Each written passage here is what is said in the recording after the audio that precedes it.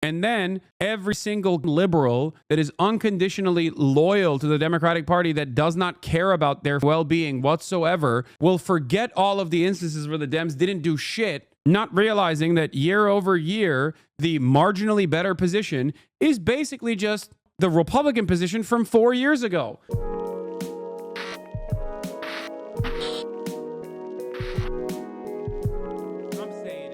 Speaker Johnson, you had quite a night last night and ended up meeting with President Trump and the majority leader over in the Senate, John Thune, today. Do you think angry protesters have been seen at GOP town halls? Here's who the Speaker of the House says is responsible.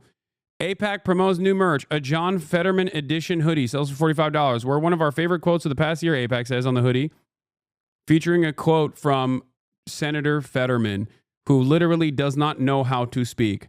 Hamas supporters, your views. Hamas supports your views. When Hamas supports your views, it's time to reevaluate your core values.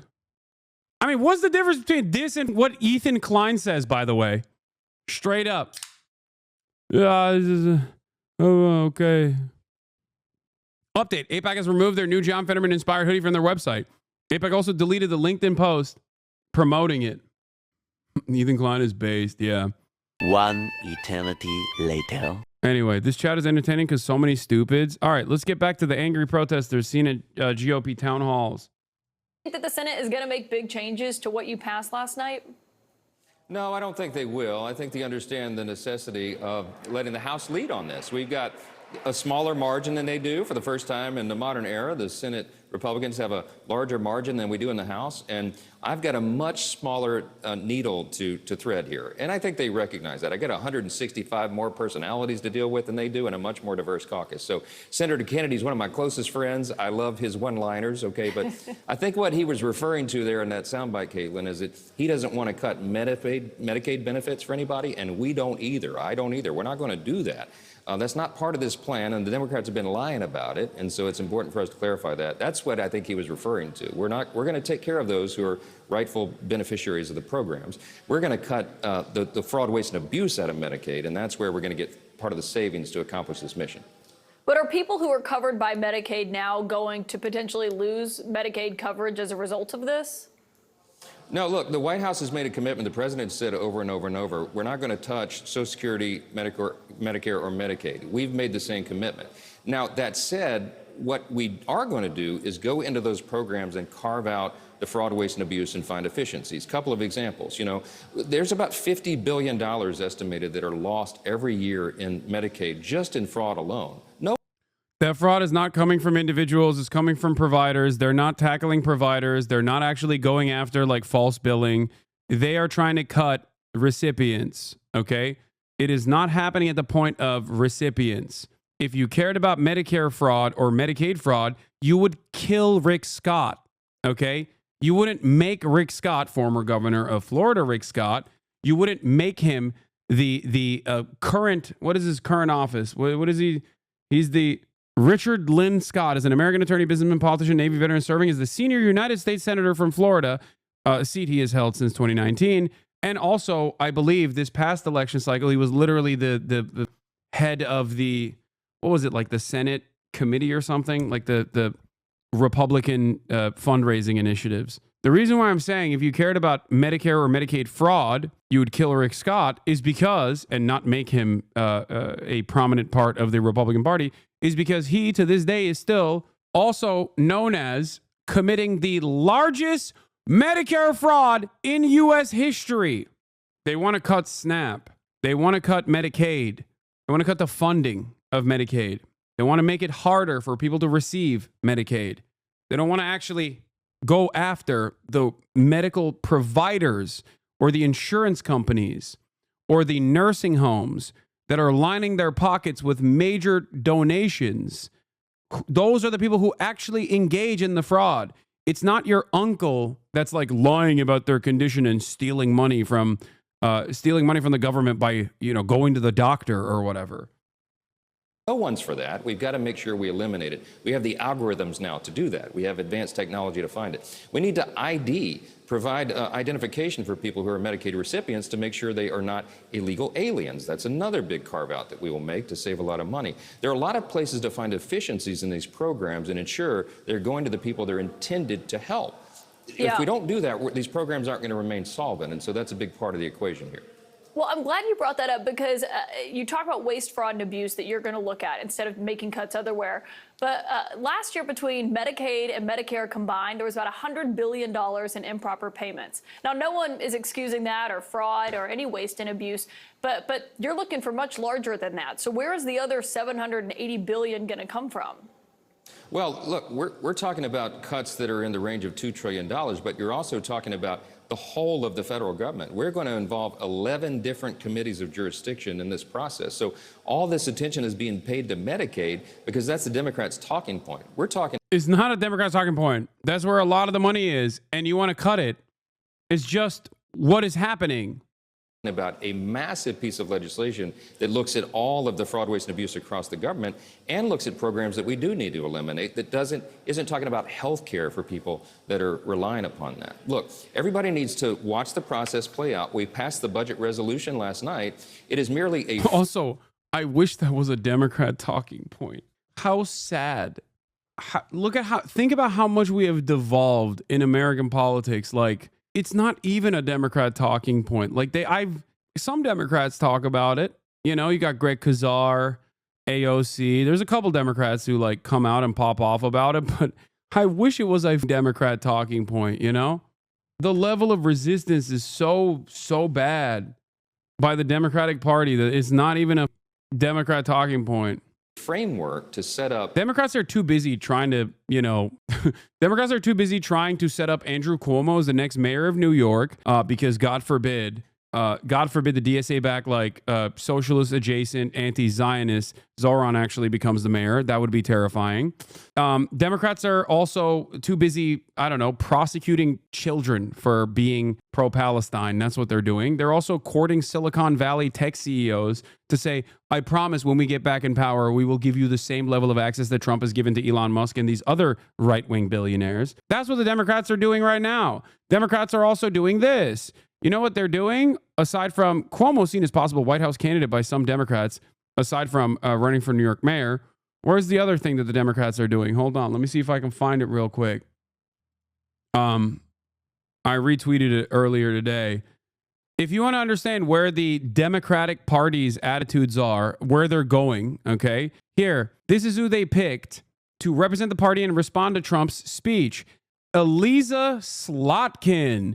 She was the first Democrat ever endorsed by Liz Cheney, voted for the Laken Riley Act, which is if you suspect a person who is brown, who happens to be undocumented of doing a crime, they can be deported instantly act, okay? Which is a violation of the Constitution anyway, violates due process. Empowering Trump to detain people without due process, and is a top Democratic voter of Trump's cabinet, okay? As a senator, one of 12 Democrats who voted for the anti-migrant Laken Riley Act that empowers Donald Trump's ICE to detain people without due process, voted for 8 of Donald Trump's cabinet nominees while his administration dismantles the entire government. As a House member, she was one of 62 Democrats who joined 148 Republicans to express disgust at South Africa's International Court of Justice suit accusing Israel of genocide, and to praise the White House spokesperson John Kirby, calling the case meritless, counterproductive, and completely without basis in fact whatsoever. Eliza Slotkin also voted for the TikTok ban and the forcible sale bill. Eliza Slotkin opposed student debt assistance on a vote supported by 93% of her caucus. Eliza Slotkin voted against 85% of her caucus on whether the U.S. should even study the impact of its sanctions on other countries. Eliza Slotkin, as a House member, voted to overturn locally enacted criminal justice and voting rights reforms in Washington, D.C. As a House member, she voted against 94% of her caucus to bar security clearance from anyone who has used cannabis. On the UAW strike, Eliza Slotkin from Michigan, by the way, remember that's pretty significant. She said, you can't let a perfect deal be the enemy of a good deal, okay? She doesn't care about her own constituents. She doesn't care about her own caucus. She is a light Republican, and that is the person that the Democratic Party is tasked with responding to Donald Trump, former CIA, of course. Yeah. She voted, and I'm not done yet. Elisa Slotkin, as a House member, voted with Republicans against a bill banning U.S. aid to Saudi Arabia's war on Yemen. Remember? Bernie wanted a veto on aiding Saudi Arabia because they were doing a genocide in Yemen. Remember that? As a House member, she also voted against a bill to remove U.S. troops from Syria. And also, she's a CIA agent, or was a CIA agent. I guess you don't really ever quit being a CIA agent. It doesn't work that way. It's great. America is a real democratic country. There's so much democracy. Look at all of our beautiful options. Oh my God, I can't understand how Donald Trump won the election. Oh my God, he's destroying the administrative state. What are the Democrats doing in this process? Oh, just voting for his cabinet picks and not really saying anything about it and kind of showing their bellies, waiting for the opportune moment to farm you for campaign contributions once again, hoping that you recognize the harm that the Republicans have done and be fearful enough to, expect the Democrats to at least win a majority in the House or the Senate during the midterms so they can obstruct the Republican agenda. Well, there won't be an agenda remaining by the time the midterms come around if Donald Trump keeps bouldering over the administrative state like this anyway. Why are the Democrats doing this? Don't they want to win? No, dude, they don't. Okay? They don't. They just want your donations, and they want to maintain the same corporate hegemony. They want to, because they're funded by the same exact corporations that the Republicans are funded by, they want to look like they're marginally better than the Republican Party by saying, hey, we're pro this, we're pro that the Republicans are not in favor of. Hey, we don't want to kill trans people, but also we won't do anything to defend trans people. And maybe we defended trans people too much. We should also kill trans people. We're better than the Republican Party. We care about undocumented migrants. This is a nation of immigrants. Also, when we're in charge, we won't do shit about the undocumented migrants. We won't actually push for amnesty or anything. God forbid. Their strategy is quite literally do nothing and expect W's. James Carville openly said this, by the way. The best thing Democrats can do in this moment is to roll over and play dead. That's what James Carville said. Yeah, we stand for nothing. We won't do anything. Yeah. But hey, we're marginally better. Yeah. The stand for nothing and not do anything party is still marginally better than we want to kill you party. Okay. And then every single goddamn liberal that is unconditionally loyal to the Democratic Party that does not care about their well-being whatsoever will forget all of the instances where the Dems didn't do shit. Okay. Stood idly by and let the Republican roll over the entire administrative state. Will come into my chat and be like, Hasan, sweetie, are you telling me that the Democrats are not marginally better? Not realizing that year over year, the marginally better position is basically just, the Republican position from 4 years ago. That is precisely what happened with Kamala Harris's idiotic campaign. What will come the reconciliation process. It's going to take us 5 or 6 weeks probably to dig through all those details and come up with the final proposal. So everybody just reserve judgment, watch us work, and you'll like the final product. I'm very excited about the moment that we're at. You say Democrats are lying when they say you're going to cut Medicaid. The plan that you passed does instruct the House Energy and Commerce Committee to find $880 billion in cuts, right? That's right. That's one of the and committees. So how did they get $880 billion in cuts from that committee without touching Medicaid? Because ENC has it actually has the broadest jurisdiction of any committee in Congress. It covers everything, energy and commerce. The name indicates how broad the jurisdiction is. I challenge you or anybody on your staff, do a word search for Medicaid on the resolution that we passed last night. You will not find it. That is not part. Yeah, because Medicaid is a part of the expenditure that the committee that you've tasked with cutting billions of dollars, okay? This is so stupid. This is so incredibly stupid. Oh, what do you mean? Medicaid is not in the bill. Yeah, no shit, dumbass. That's why Caitlin Collins is saying, yeah, Medicaid is not directly mentioned in the bill, but you have tasked every committee to cut billions of dollars. They have to cut Medicaid in that situation. part of this equation, okay? We're talking about finding efficiencies in every program, but not cutting benefits for people who rightly deserve that. That's a little twist of tongue too. People who rightly deserve it. There's people who wrongly are getting far too much Medicaid. You know, we're gonna make sure that those poors are not getting that extra health care that they don't deserve. We're only going after, we're only cutting the people that don't deserve the health care that are getting it. Work requirements for Medicaid. That is something that is public opinion polls almost 90%. You don't want able-bodied workers on a program that is intended, for example, for single mothers with 2 small children who's just trying to make it. That's what Medicaid is for, not for 29-year-old males sitting on their couches playing video games. We're going to find those guys and we're going to send them back to... So you are cutting Medicaid. Okay, got it. So you are cutting Medicaid. You're just deciding, who to cut Medicaid for. So it wasn't about waste, fraud, and abuse. Nice. Yeah. Of course, they're going to tack work assignments onto it. It's an idiotic way that they try to do this. You mean Asmongold's audience? Yeah. Yeah, they'll think it's based, though, when Donald Trump says, nah, it's only the Mexicans who are no longer getting any sort of Medicaid. Trust. They'll be like, oh, I don't understand. Why did the federal government cut off my Medicaid? I don't get it. I don't get it. I'm literally beneath the poverty line. That's why I need this. I need this additional aid from the federal government. Why did they do this to me? I thought it was based. I guess you're Mexican now. That's right. To work. That's what everybody supports. That's what the Republicans are for. And by the way, we find dignity in our work. That's going to be good for everybody. And I want to follow up on that, but on that Energy and Commerce Committee, the vast majority of funds that they have are Medicare and Medicaid. So when you talk about $880 billion, that's simply not true. So where are you cutting from within that committee? Energy and Commerce's jurisdiction would take us 20 pages. Yeah, able-bodied adult without dependents is built into Medicaid processing. He's outright lying. I mean, that's what I'm saying. They want to add additional work requirements, okay? And if you're literally ineligible for work, they will find some bullshit reason. And it's also an incredibly costly endeavor. Other right-wing states have also tried this before, okay? This failure of a program to add additional work requirements to government-funded healthcare. What is Medicaid? Medicare is for older people, okay?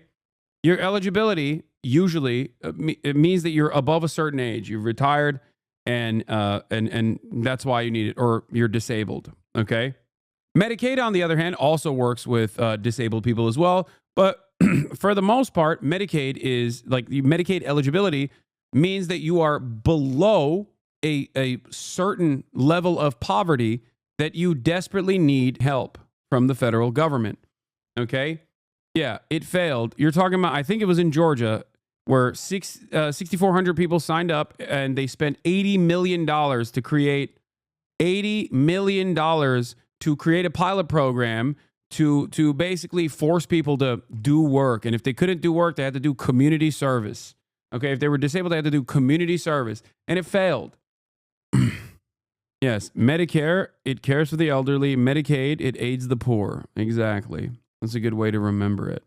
Right-wing states like Texas have the Obamacare block Medicaid for all provisions for adults without a disability since the OG bill passed.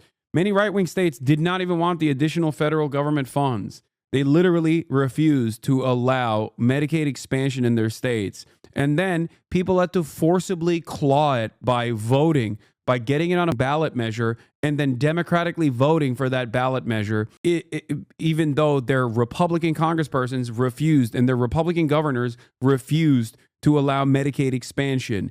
It directly caused tens of thousands of people in these red states to die in the process, okay?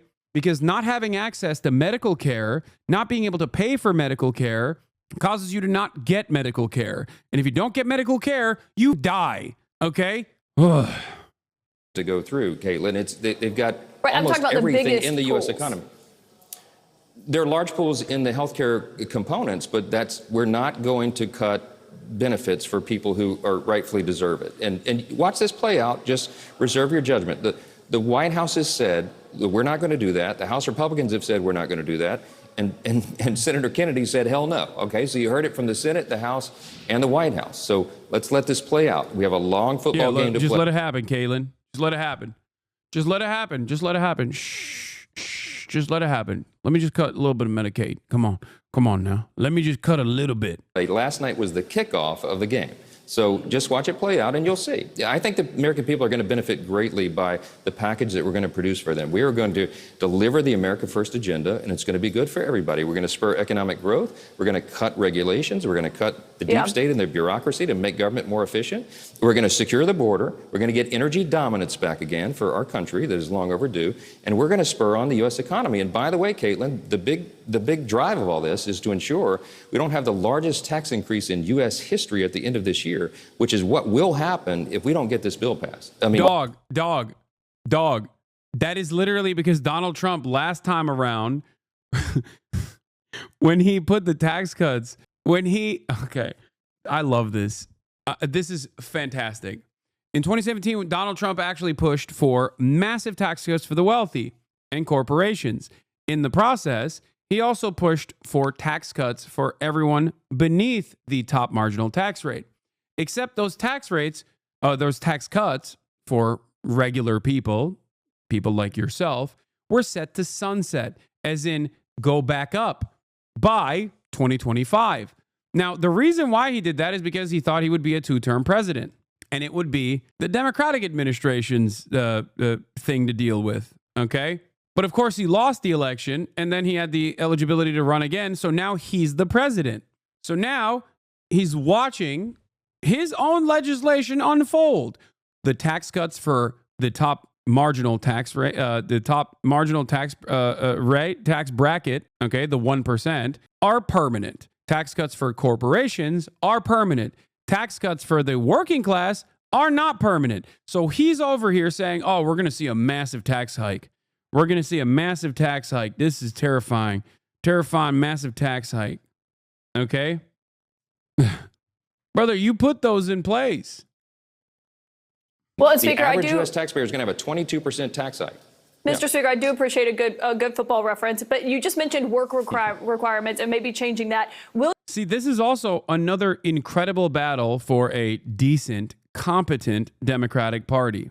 Okay? This would be a fantastic opportunity for the Democrats to swing from the fences and talk about how the Republicans love giving tax cuts to the wealthy, and their initiative obviously was slated to sunset those tax cuts that you've enjoyed, those marginal tax cuts that you've enjoyed. Okay, now that's going to go back up. What we should do is reverse the Trump tax cuts, and basically, if you want, modestly increase the tax cuts, or the modestly increase and negotiate, find a middle ground for the working class, while simultaneously greatly increasing the tax rate for the top marginal tax bracket and also the corporations. You swing for, not from the fences, ESL man. Sorry, swing from the fences. Or swing for the fences. I apologize. And it's not like, when are you interviewing a terrorist again? Soon, brother, don't worry. I'll find another person that you consider to be a terrorist to interview. I mean, I'm the terrorist. So technically, every day, I'm doing terrorism. Did you say swing from the fences? Yes. These people are such bots, dude. Don't ban these guys. I want to hear what other wonderful attitudes they have.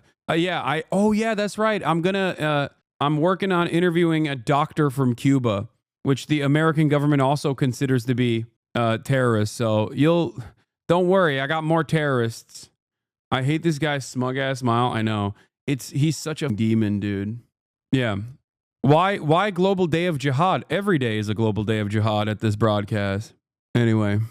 The American government considers Luigi Mangione to be a terrorist. It would be awesome if I could interview him. I would love the opportunity to interview Luigi Mangione. Perhaps this will help you understand that, just because someone has told you someone else is a terrorist doesn't mean that they actually are. In many instances, maybe they've not even done any harm to others whatsoever, like the random Yemeni teenager, who I did think was Houthi initially, because I don't care. I would interview someone from the Ansar Allah movement. I wouldn't do it on Twitch any longer. I'd most likely do it on YouTube, but I'd do it nonetheless. This is the thing that people don't understand. and they think, oh, he admits it. He's so stupid. They don't understand. I have no issues with that. I don't have a problem interviewing. I do not have a problem interviewing militants. Okay. Now, the interview might be different in terms of the attitude, in terms of the vibes overall. Why would you not on Kick? Why the would I ever go to that platform? Anyway. Will you reduce the federal match or try to establish? Yeah, I would interview Donald Trump too if I had the opportunity. Yeah, it's really funny when people go, dude, I can't believe Hasan interviewed a terrorist. Meanwhile, they literally have a dude who chopped heads off running the current Syrian government, and that going on podcasts like he's a former Al-Qaeda guy. Like, he used to chop people's heads off, dude. Now he looks like Zelensky and is going and talking about how important institutions are. So anyway. A cap on federal funding as you sort through this for Medicaid? No, I just explained. Per capita caps is off the table. The FMAPs, we're not going to cut into those programs that way.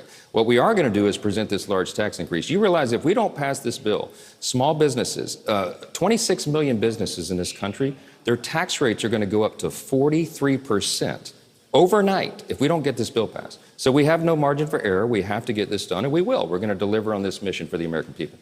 Yeah, I was just asking because, as you know, your home state of Louisiana, about 80% of the Medicaid spending there is covered by the federal government. We've seen it in a lot of red states, of course, across the United States. It's not just a blue state issue. As you have seen through this, and we've seen the blowback that some Republicans in your caucus that are getting when they go back home to their districts, worried about these cuts or worried about what DOJ is doing.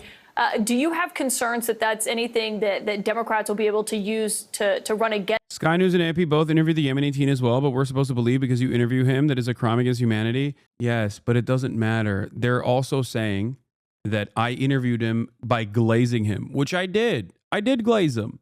Okay? I did. He's not a part of the Ansar Allah movement. I asked him about whether or not he was anti-Semitic. This person had no reason to lie. I've addressed this a million times over. Okay? And also, both of those places, both of those outlets literally said that he is not a part of the Houthi movement. Okay? It is probably one of the most idiotic things that people still chirp about. Where they're like, he glazed a terrorist. See how brown this kid is? See how Muslim this kid is, dude? How dare he? Suck my dick. Even Fox News admitted that he wasn't a terrorist. He was not a part of the Ansar Allah movement. Weird, once you realized he wasn't a combatant, you treated him like a teenager, which is what he was at the time. Yeah, also, even if he was directly a combatant, okay, I still think that there is importance to interview these people, okay? It just doesn't really matter. I mean, the direction of the interview would be different, especially if he was like, nah, I hate Jews or some shit like that. Obviously, then it would definitely, the direction of the interview would change. He seemed media trained, to be honest. I thought so too at the time, but I think it's a stupid thing to make an assertion over, especially when you think about it for a brief moment and realize the conditions in Yemen. You know? I thought so too at the time. And then I realized, yeah, I don't think he's media trained. There's already, like he's a 19-year-old from Yemen. Okay, say we cancel Vice for doing the ISIS documentary. Dude, Hind Hassan and Lila literally interviewed Yahya Sinwar and were responsible for the last ever Western media interview that Yahya Sinwar gave before Israel killed him. Okay? The f are we talking about? Like, get out of here. That was an incredible interview, by the way. It was an incredible get. That's real journalism. They were in the Gaza Strip. ISIS isn't even comparable. Yeah, that's the other side. Like, it's ridiculous to make this comparison to ISIS. It's just, you're a gross Islamophobic piece of shit when you make those assertions. A movement with a banner, don't care about media. Yeah, exactly. The Ansar Allah movement's banner literally says a curse upon the Jews, okay? Now, obviously, Norm Finkelstein has talked about this extensively.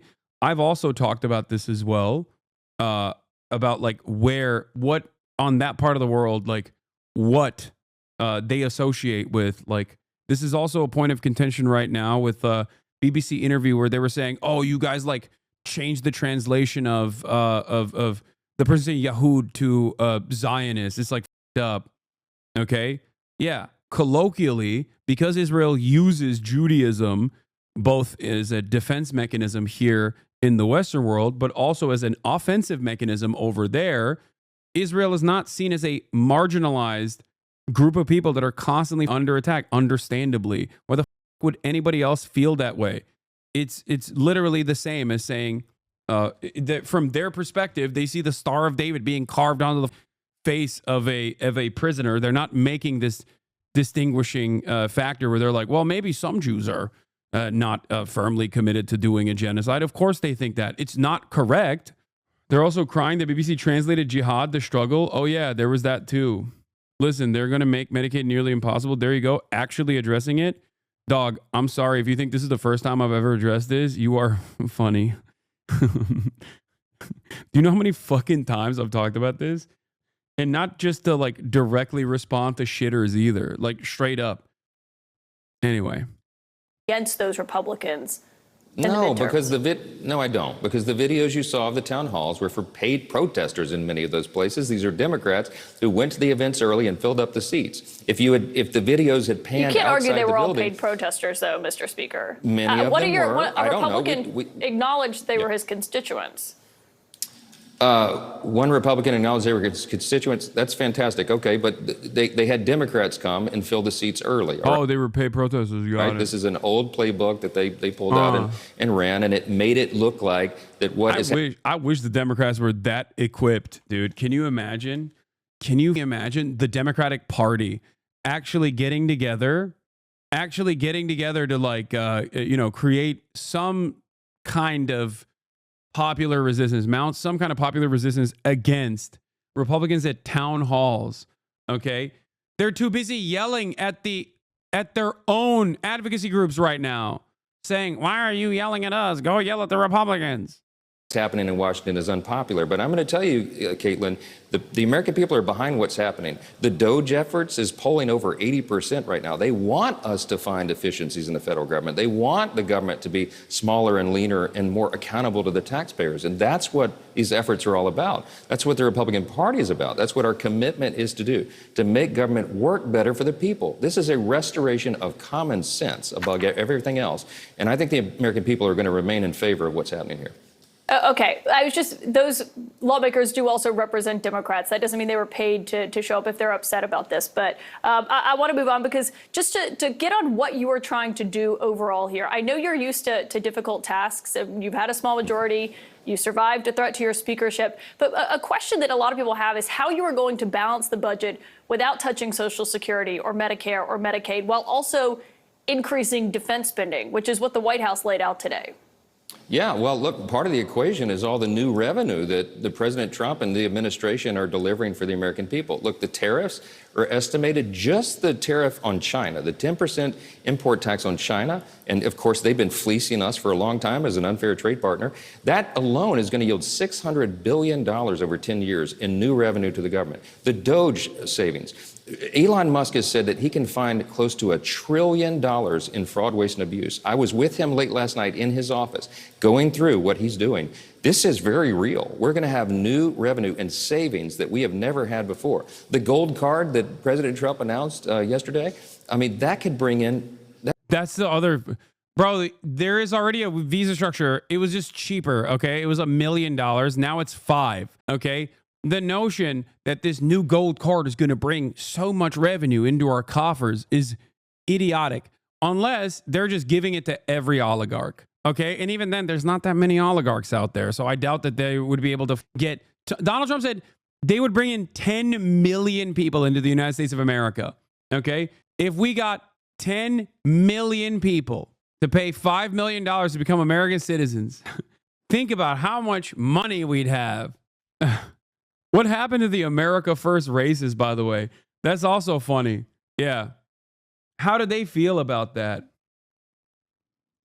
Anyone with 5 million liquid dollars will use to hire an immigration attorney and get a visa for much less than $5 million. To call this stupid is to insult stupidity. They are assuming correctly that most rich people are white. No. First of all, most rich people are not white. What are you talking about? First of all, why the fuck would a rich white person come to America? Okay? Where are the white people? They're in Europe. They're in Russia, if you consider them white. I guess like some people don't. But what Norwegian millionaire is like, oh man, I was really excited to come to America. Let me spend $5 million on it. Are you insane? No. The people that want to come to America that are that rich are not going to be coming from white nations, okay? They already have different places to go. You can go to Monaco. You can go to Zurich. Yeah. No, it's going to be the whitest people that are going to get an American citizenship are going to be coming from Russia. That's it. And even then, there's not that many super wealthy people to spend $5 million on a gold card. It's going to be Gulf nation, royal family members. It is going to be, cartel overlords. It'll be people coming from, ironically, Latin America, India, maybe China, probably China. A lot of millionaires in China. It's so funny that Americans think that it's going to be like Norwegian multimillionaires that are like, oh, I'm so excited to come to America. Yeah, it's mostly going to be Chinese. He said companies will use it to get the people to bring them over. Yeah, that's moronic. What company is spending $5 million on one singular employee? Are you insane? The H-1B visa process already works. It's significantly cheaper than that. Yeah. Dude, do you understand how anything works? If there was unique talent, okay? If there was that much talent out there, sports leagues, great example, okay?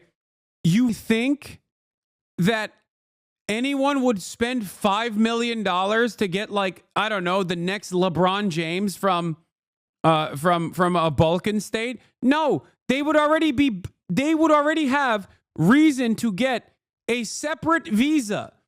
There is a separate visa for that. Exceptionally talented people get a different visa for that.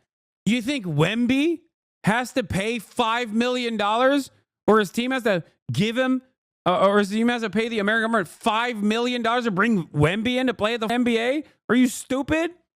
Yes. It's called the O1 visa. Individuals with extraordinary ability or achievement.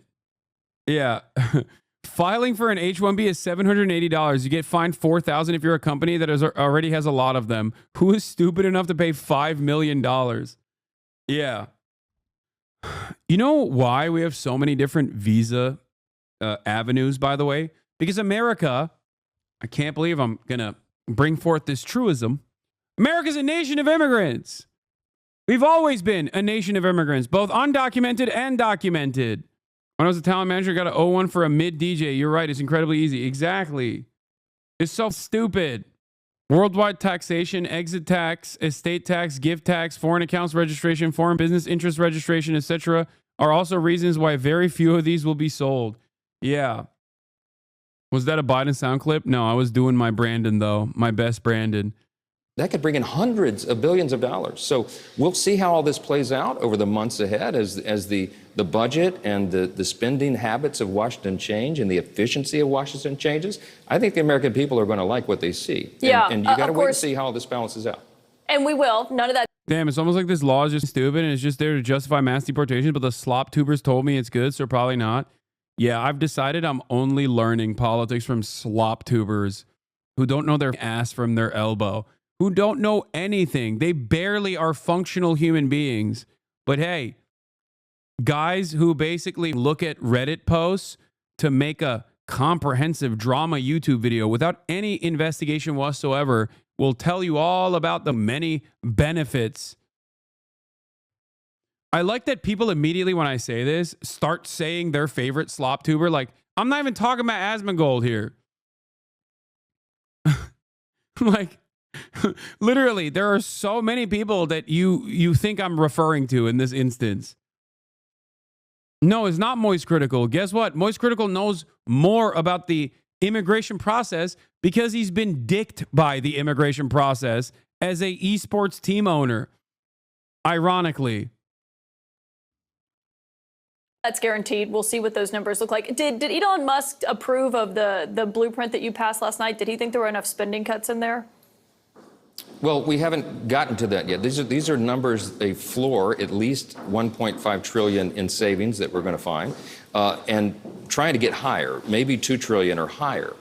It's a Company fights me over $10 on overtime. Who's going to spend $5 million amount? Yeah. start. Look, you don't turn an aircraft carrier on a dime. It takes miles of open ocean to turn an aircraft carrier. That's what the U.S. economy is. It took decades to get into this situation, but we are going to begin to bend that curve, and it's a great thing for the country. I was just curious, since you met with him after this happened. Speaking of, deadlines that are a lot sooner than what you're talking about, there's a shutdown deadline that is looming on March 14th, which you well know. Do you think Congress is going to end up passing another continuing resolution then? Well, look, I wish we didn't have to, but it looks like the Democrats are trying to push us into that. They've added these really crazy conditions onto the negotiation over the last week or so. They've added a condition that says we have to tie the hands of President Trump, that the legislative branch they want us to dictate to the executive branch, for example, a base number of employees for each agency in the executive branch. I don't even think it's constitutional what they're requiring, but it's certainly an absurd notion. But How they're long would standing that by that. So CR go, do you believe?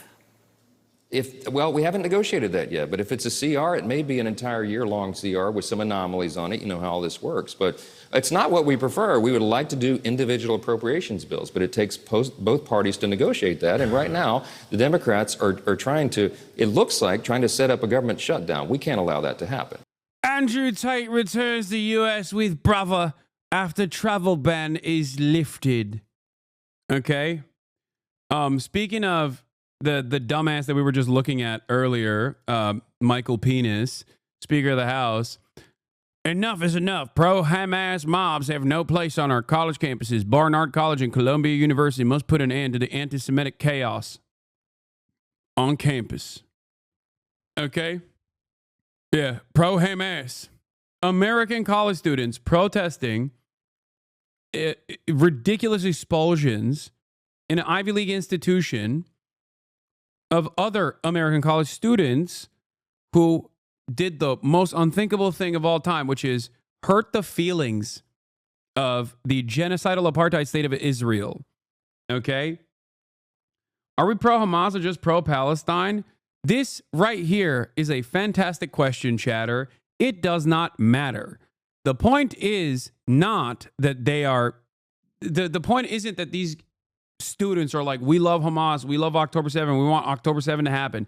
Even then, okay, that is not the point. They're saying everyone is pro-Hamas. They're saying Hamas is bad. It's a terrorist group. Everyone is pro-Hamas. All Palestinians are Hamas when they're doing a genocide. Everyone that defends Palestinians are also Hamas. The entire point of this is literally to say you are not allowed to protest against Israel. You are not allowed to be pro-emancipation. You are not allowed to say you are anti-apartheid. You are not allowed to say you are anti-genocide. Okay? That's it. That's it. The point of this is not to like gut out the people who are pro-terrorism. Like, also, what do you mean? What is, let's say someone is pro-ISIS even, okay? Let's say someone is pro-Nazi Germany, okay? And plenty of them are in the Republican Party especially. Okay, in the previous administration, the previous Trump administration, not only did they advocate for Nazis to come to college campuses and harm the actual students, they would have gone crazy if you actually deported, or not deported, but expelled a pro-Nazi student. Do you really believe that these people give a about anti-Semitism? That's it. They're using Hamas's terrorism designation, okay, to say everyone and anyone that is anti-Israel is deportable or is prosecutable. And for the record, make no mistake, they're also moving in this direction already. It doesn't just extend to Colombia. Here's the Newsmax article. DOJ Anti-Semitism Task Force will put Hamas supporters in jail for years. When protesters face jail time, it will stop, said the official. When you see universities start losing millions of dollars in federal funding, you're going to see a change in their behavior. When you see court orders protecting Jewish students, visas of anti-Semitic students being revoked, you will see a major change, he added, announcing a tour of 10 universities accused of harming Jewish students and allowing harassment. Okay? That's it. And for the record, just make no mistake, and I'm saying this very clearly, this is exactly what the Ethan is doing as well. Okay? That is exactly what Ethan is doing as well. And the only difference, and this was shared, I saw, because when I go on my subreddit, I still see the H3H3 Productions post. This was shared in the H3H3 Productions subreddit, Ethan's own subreddit, of his former co-host's Twitter post saying, America First Party is threatening to put people in jail for hurting Israel's feelings. Fuck this country, man. And his fan base of supposedly progressive people were actually excited at the prospect of someone like myself going to prison under the Trump administration. Amazing. I don't know if they've deleted it. I screenshotted it when I saw it. They might have been a little embarrassed about how riled up people got under the post. Just normal social democrat things. Yeah. Their top post in their sub is pretending you can't go to Gaza because Palestinians will harm you, not Israel. Oh, I can tell you, it is not the Palestinians that would harm me. It is 100% Israel. Okay? That is the only reason. Get the out of here. To the latest on the Trump. Jesus, that's loud. Okay. Trump administration directs agencies to make plans for mass layoffs. I saw a Substack post where a fan asserted that mods of pro-Palestine subs are secretly jihadists. Yeah, I mean, that's just, that right there is just straightforward Islamophobic nonsense, okay? That's it. Even just simply saying like, oh, you're a terrorist, like you're pro-Palestine, you're a terrorist, and here are the reasons why. That right there is no different than what like ultra-Zionists say either. You know, maybe you're not taking the extra mile. Maybe you're not taking the initiative. Maybe you're not brave enough to openly say how you really feel, how you truly feel. It's like when Republicans call black people thugs, okay, rather than the N-word. Everybody understands exactly what it is, okay? Virtually everyone with 3 active brain cells knows exactly what's going on. So why the do you not recognize it if you fancy yourself to be a progressive, if you fancy yourself to being to being an active member of a otherwise progressive pro-Palestinian community? It is psychotic. That's all this is. The utilization of the American terror watch list for your commentary is idiotic, okay? Trump administration's effort to reshape the government and downsize the federal workforce. Agencies are now facing a deadline to submit plans to restructure their operations. Our senior political correspondent, Rachel Scott, is at the White House for us this morning. Good morning, Rachel. Michael, good morning to you. And federal agencies and workers across the country are now bracing for mass layoffs as the Trump administration moves into its next phase of its efforts to try to shrink the size of the federal government. This morning, the Trump administration directing all federal agencies to submit plans. Yes, I know the judiciary GOP is rickrolling people. It's much ha-has, very funny. Yes. Yes. And even the you know, people who want to know about the Epstein list are angry about it. I know, because they don't give a shit. Because the real Epstein list features a bunch of prominent Republicans as well. Pedophilia, much like American foreign policy, is uniparty, okay? For large-scale layoffs and restructuring by March 13th. We're cutting down government. We're cutting down the size of government. We have to. We're bloated. We're sloppy. Thousands of probationary workers have already been fired. The president saying the Environmental Protection Agency could cut 65% from its workforce. We're going to speed up the process, too. Some agencies have reversed course. One day after the Department of Veterans Affairs cut $2 billion in contracts, the department reversing some cancellations that may have affected medical care and benefits for veterans, including safety inspections at VA medical facilities and supporting cancer programs. But the president has told billionaire Elon Musk to be more aggressive, inviting him to his first official cabinet meeting, surrounded by all his secretaries, asking Musk to speak first. So I'm going to ask if it's possible to have Elon get up first and talk about DOGE. Sources say some in the president's cabinet were caught off guard when he ordered federal workers to respond to an email listing 5 things they accomplished last week or lose their job. Trump almost daring those officials to speak up. Hey, Elon, let the cabinet speak just for a second. Anybody unhappy with Elon? If you are, well, throw him out of here. Is anybody unhappy? Several cabinet members pushed back on that ultimatum from Musk, telling the workers they didn't have to respond. The president saying those who didn't are still at risk of losing their jobs. They are on the bubble. Musk warning employees can expect another email to go out. ABC's Mary Bruce asking him just how many federal workers he wants gone. We wish to keep everyone who is doing a job that is essential and doing that job well. But if the job is not essential or they're not doing the job well, they obviously should not be on the public payroll. The Department of Government Efficiency is claiming $65 million in savings, but that's not verifiable. They haven't provided all the receipts. Democrats slamming the administration's efforts. What this really is just an effort to denigrate and demean people who are working hard. Some have worked as a career in the service of the country. As he looks to make those sweeping cuts, the Washington Post reports Musk and his businesses have received at least $38 billion in government funding. ABC News confirming SpaceX and Tesla were awarded at least $18 billion in federal contracts. So today, the president is expected to meet with the Prime Minister of the UK, who is expected to urge Trump to continue to support Ukraine. Many of our allies were caught off guard when the president initiated these peace talks, starting with Russia first. But perhaps no one was more surprised than Ukrainian President Zelensky. He is expected to travel here to Washington. Guys, you don't understand. No conflict of interest, please. Don't say it. Don't say that there's a conflict of interest. To meet with the president tomorrow to finalize that minerals deal. And all of this, George, it's still unclear what concessions the president will ask Russia to give up, George. Okay, Rachel, thanks very much. Hasan Reactions, one of the best ones in the React channel.